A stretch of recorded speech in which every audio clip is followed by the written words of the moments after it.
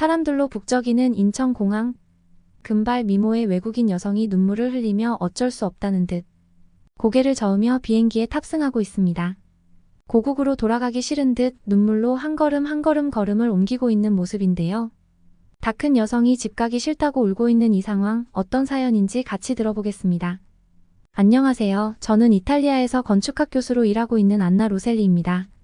사실 한국에 처음 왔을 때는 아무런 기대도 없었어요. 그저 국제학회가 열려서 참석해야 하는 일이었을 뿐이죠. 솔직히 말해서 수많은 나라를 여행한 제게 한국은 그저 또 다른 여행지 중 하나일 거라고 생각했어요. 별다른 기대 없이 온 게 사실입니다. 그런데 인천공항에 도착한 순간부터 무언가 다르다는 걸 느꼈어요. 전 세계의 수많은 공항을 다녀봤지만 인천공항은 정말 특별했어요. 인천공항에 도착한 첫날 정말 충격이었어요. 공항 자체의 세련된 디자인과 반짝반짝 빛나는 청결함에 처음부터 감탄하고 있었지만 그건 시작에 불과했죠. 저는 입국 심사대 앞에서 긴 줄에 서 있었습니다. 워낙 유명한 공항이니 시간이 걸리는 건 당연하다고 생각하고 있었어요. 그런데 갑자기 제 옆줄에 있던 사람들이 순식간에 쓱쓱 통과하는 겁니다. 마치 무슨 VIP라도 된 것처럼 그들은 심사대를 스쳐 지나가기만 하면 끝이었어요. 저게 뭐지? 처음엔 눈을 의심했죠. 그들은 모두 한국인들이었어요. 다들 한 손에 여권을 들고 있었는데 정말 눈 깜짝할 사이에 심사를 끝내고 사라지더군요. 제 차례는 한참이나 남아 있었는데 말이에요. 순간 저도 모르게 살짝 부러움이 느껴졌습니다. 대체 뭐지? 나는 왜 이렇게 오래 기다리고 있는데 저 사람들은 이렇게 빨리 통과하는 거지? 옆줄에 서 있던 한 여성도 비슷한 표정을 짓고 있었는지 저와 눈이 마주쳤어요. 저 사람들 왜 저렇게 빨리 지나가죠? 그녀도 저처럼 의아한 듯 보였습니다. 그때 제 옆에서 한 남성이 씩 웃으며 제게 말을 걸어왔어요. 한국 여권 때문이에요. 그는 자부심이 가득 담긴 표정이었죠. 재원이라는 이름의 한국인 남자였습니다. 그는 제가 궁금해하는 표정을 읽은 듯 친절하게 설명해 주었어요. 한국 여권이 얼마나 강력한지, 전자여권 시스템이 얼마나 효율적으로 작동하는지 말이죠. 재원에 따르면 한국 여권을 가진 사람들은 전 세계 대부분의 나라에서 빠르고 쉽게 입국할 수 있고, 특히 인천공항에서의 그 속도는 다른 나라와 비교할 수 없을 정도라고 했습니다. 이게 다 전자여권 덕분이죠. 한국 여권은 정말 파워풀해요. 재원은 마치 자랑이라도 하는 듯 말했어요. 정말 부러워요. 제가 무심코 말이 튀어나왔습니다. 그때 저도 모르게 웃음이 나왔어요. 한국 여권이 그렇게 대단하다는 이야기는 들었지만 그 순간 직접 체험하고 나니 부러움이 몰려왔죠. 전 세계를 여행하며 여러 나라를 방문해봤지만 이렇게 빠르고 효율적인 시스템을 본 건 처음이었거든요. 줄이 한참 뒤에 남아있는 저와는 달리 재원은 순식간에 입국 심사를 마치고 사라져버렸습니다. 다시 그들을 보면서 한국인들이 이렇게 세계 어디서든 편하게 다닐 수 있다니. 이 여권 정말 탐난다라는 생각이 들었어요. 제 여권을 들고 심사대를 향해 걸어가는 발걸음이 그 어느 때보다 무거워 보였던 순간이었죠. 그 순간 저는 한국에 대해 다시 생각하게 됐어요. 제가 그동안 알던 한국은 그저 작은 아시아 국가 중 하나였을 뿐이었어요. 하지만 인천공항에서의 첫 경험만으로도 저는 한국이 단지 그저 그런 나라가 아니라는 것을 깨닫기 시작했죠. 그리고 그 인식은 앞으로의 여정에서 더 크게 흔들리게 될 거라는 사실을 그때는 미처 알지 못했어요. 재원과는 그날 자연스럽게 대화를 나누게 되었어요. 그는 서울로 가는 길에 저를 안내해 주면서 한국의 역사와 문화에 대해 이야기해 주었죠. 사실 저는 단지 공항에서 만난 사람일 뿐이라고 생각했는데 그는 마치 저에게 한국의 매력을 알려주고 싶어 하는 가이드 같았어요. 안나, 한국에 오셨으니 한번 꼭 가봐야 할 곳이 있어요. 서울에 있는 북촌 한옥마을인데 한국의 전통적인 가옥인 한옥들이 모여있는 곳이에요. 건축학 교수로서 아마도 큰 감동을 받으실 거예요. 재원의 그 말에 저는 한옥마을에 대해 호기심이 생겼어요.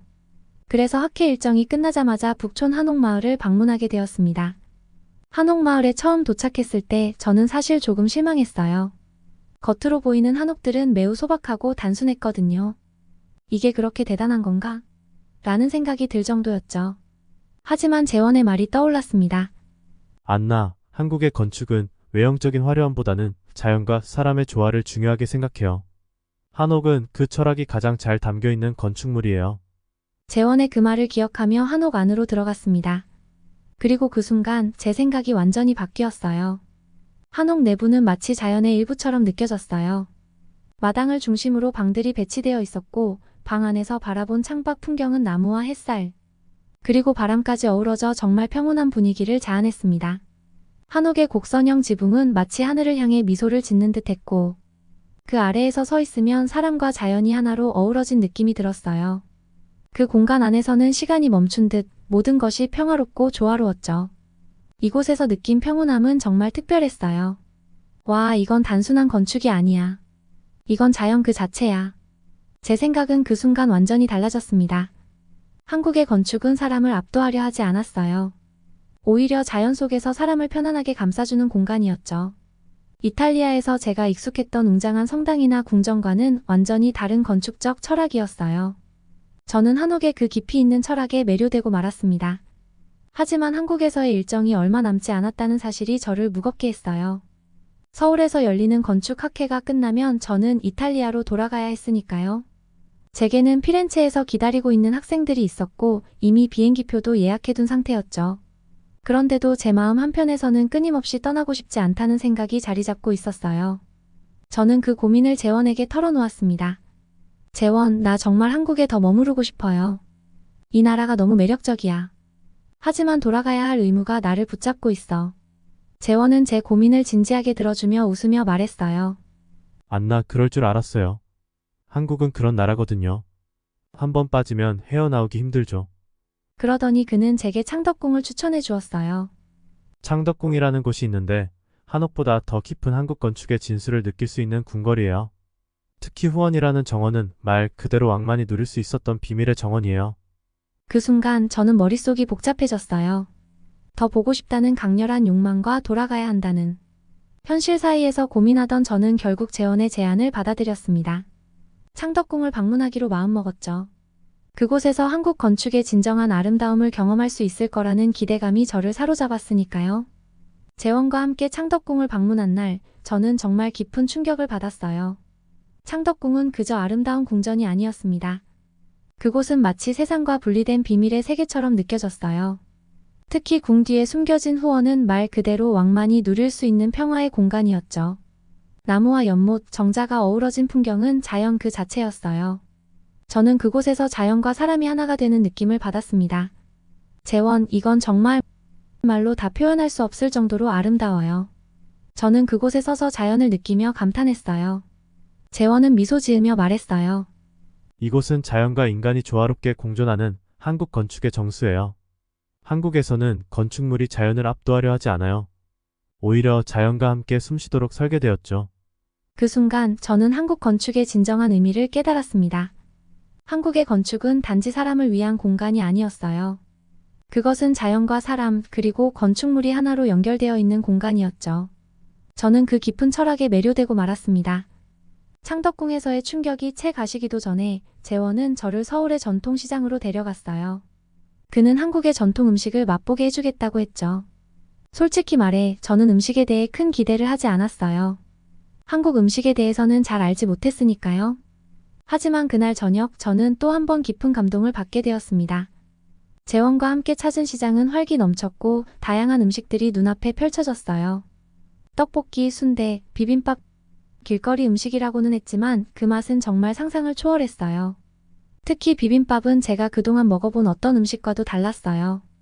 한 그릇에 수많은 재료들이 들어있었고 그 모든 재료들이 어우러져 완벽한 맛의 조화를 이루고 있었어요. 재원, 이 음식도 마치 한국 건축과 같아요. 각각의 재료들이 어우러져 하나의 완벽한 맛을 만들어내고 있어요. 제가 이렇게 말하자 재원은 웃으며 고개를 끄덕였어요. 맞아요, 안나. 한국의 음식도 건축과 마찬가지로 조화를 중시해요. 모든 재료가 각각의 맛을 내지만 함께 어우러졌을 때 최고의 맛을 만들어내죠. 그 말을 듣고 저는 한국이라는 나라가 단지 건축에서만 조화를 이루는 것이 아니라 삶의 모든 면에서 조화를 이루려는 나라라는 사실을 깨달았어요. 음식조차도 그 철학이 담겨 있었던 거죠. 재원과 제가 롯데월드 타워에 도착한 날은 정말 잊을 수가 없어요. 저는 이미 서울의 전통 건축에 깊이 감동했지만 현대 건축물 역시 감히 무시할 수 없다는 것을 깨닫는 순간이었죠. 그날 재원이 저에게 롯데월드 타워를 소개하며 한국의 과거와 현재를 동시에 볼 수 있는 곳이라고 했어요. 그 말이 과장이 아니었죠. 이 건물은 단순히 높은 빌딩 그 이상이었으니까요.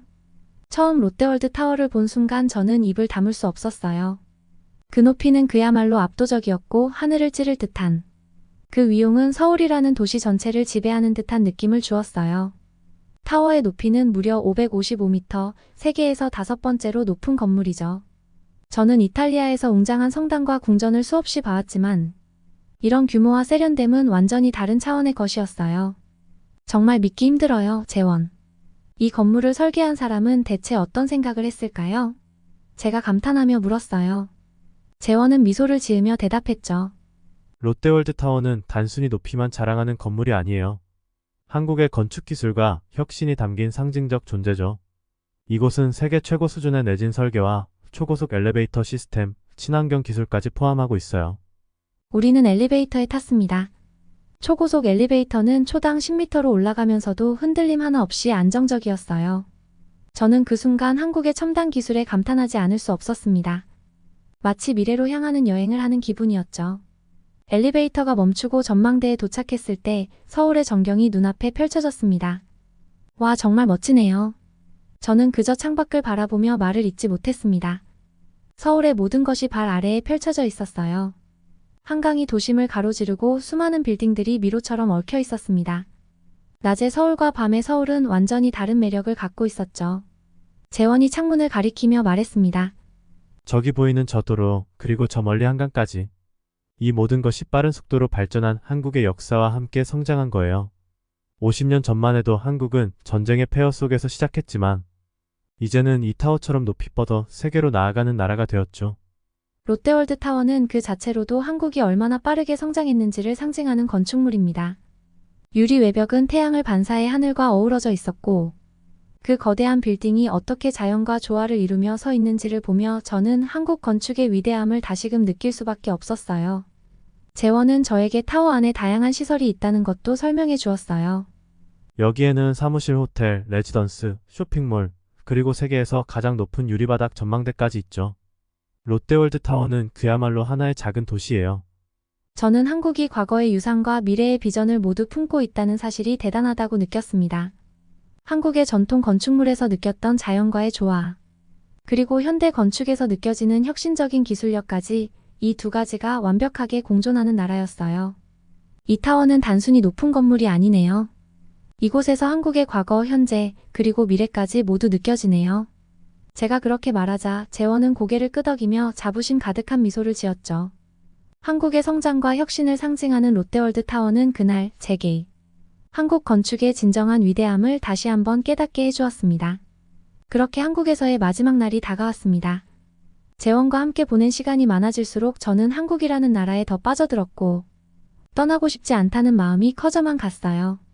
하지만 이탈리아로 돌아가야 한다는 현실은 저를 짓눌렀죠. 그러나 저는 한국에서 배운 것을 절대 추억으로만 남기지 않기로 결심했어요. 이탈리아로 돌아가 한국에서 배운 건축적 철학과 문화를 제 삶과 교육에 적용하기로 마음먹었습니다. 먼저 제가 가르치는 피렌체 대학교에서 한국 건축의 철학이라는 특별 강좌를 개설했습니다.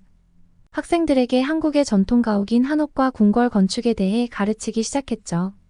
처음에는 학생들이 의아해했지만 한국 건축이 보여주는 자연과의 조화, 사람과 공간의 상호작용에 대해 이야기하자 학생들은 깊은 흥미를 느꼈어요. 그뿐만 아니라 저는 한국과 이탈리아의 건축적 가치를 결합한 프로젝트를 추진하게 되었습니다. 이탈리아의 도심 속에 한국의 한옥 철학을 도입한 친환경 주거 단지를 설계한 거죠.